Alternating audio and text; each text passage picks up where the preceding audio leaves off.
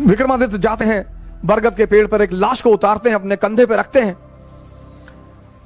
तो लाश उन्हें कहानी सुनाना शुरू करती है। अब सोचिए सर, इस कहानी का मकसद क्या है? सुनिए कहानी और उसका मकसद। लाश उन्हें कहानी सुनाना शुरू करती है कि एक आचार्य थे, उनकी बड़ी खूबसूरत सी बेटी थी।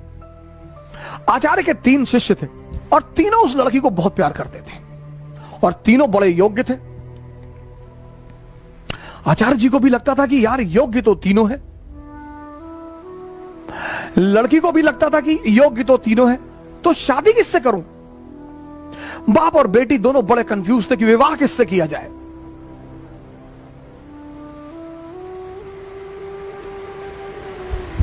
और जब लड़की यह सुनिश्चित नहीं कर पाई कि विवाह किससे किया जाए, तो एक दिन लड़की ने आत्महत्या कर लिया। अब जब लड़की ने आत्महत्या कर लिया, तीनों बड़े निराश हुए, गए, उसका दाह संस्कार किया। तो एक शिष्य तो तुरंत सन्यासी बन गया, वहीं धूनी लगा ली उसने उसकी कब्र के पास कि बस अब जीवन में कुछ करना ही नहीं, जिसको मैं प्रेम करता था वो बचा ही नहीं, तो अब जीवन में कोई सार नहीं, अब सिर्फ तपस्या करनी है और तपस्या करके ही जीवन को त्याग देना है। दूसरा फकीर बन गया, घूमने लगा देश विदेश में। उसे पता था कि हिंदुस्तान में कुछ संत हैं जो फिर से जीवित करने का मंत्र जानते हैं। लगा वो उन संतों को खोजने जो फिर से जीवित करने का मंत्र जानते थे। तीसरा जो उसमें था, वो डेली जाता था, उस मृत शरीर पे मसाला लेप लगाता था, साफ करता था, फिर उसे वहीं रख देता था।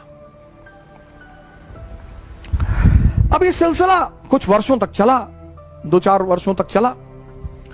तो जो घूम रहा था चारों तरफ, फकीर बन गया था, मंत्र की तलाश कर रहा था, पुनर्जीवन देने के मंत्र का जो तलाश कर रहा था, उसे एक दिन कुछ महात्मा लोग मिल गए, वो उस मंत्र को जानते थे। उसने उनकी सेवा की, उन्होंने उसे वो मंत्र सिखा दिया। जैसे ही उसने मंत्र सीखा, वो भगा वापस गांव की तरफ,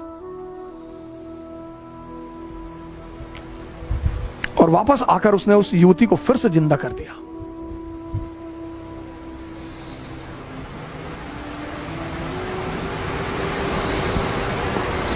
जब उसने फिर से जिंदा कर दिया, तीनों दावेदार फिर खड़े हो गए, और अब तो युवती और सुंदर हो गई। तब उस वेताल ने विक्रम से पूछा कि विक्रम बता कि अब लड़की को किससे विवाह करना चाहिए। अगर तेरे मन में उत्तर आ रहा है और तू जवाब नहीं देगा तो तेरे सर के टुकड़े टुकड़े हो जाएंगे, और अगर तूने जवाब दिया तो मैं तुझे छोड़कर चला जाऊंगा।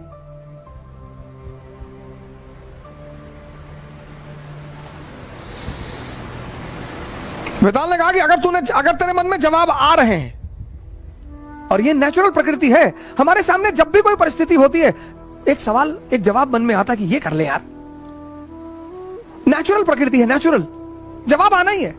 तो वेताल ने कहा कि देख विक्रम, अगर तेरे मन में जवाब आ रहा है और तूने मुझे नहीं दिया तो तेरे सर के टुकड़े टुकड़े हो जाएंगे, और अगर दे दिया तो मैं चला जाऊंगा।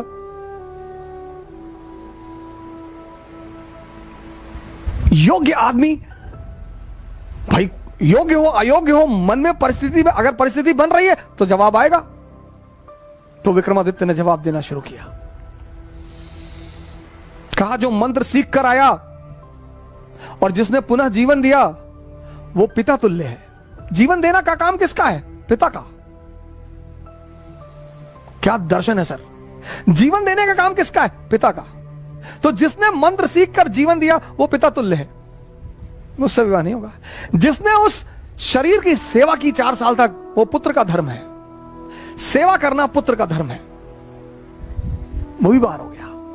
जिसने अपनी ही जिंदगी दांव पे लगा दी, यही प्रेम की कसौटी है, विवाह उससे होना चाहिए।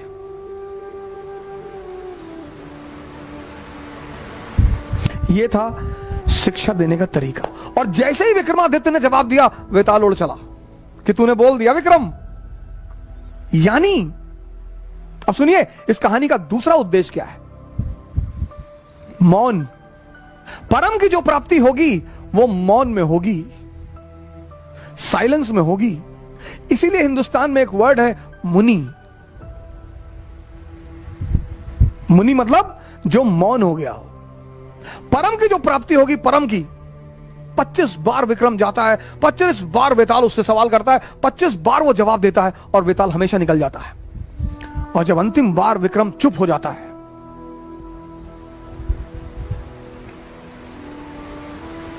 यह थी भारत की शिक्षा पद्धति।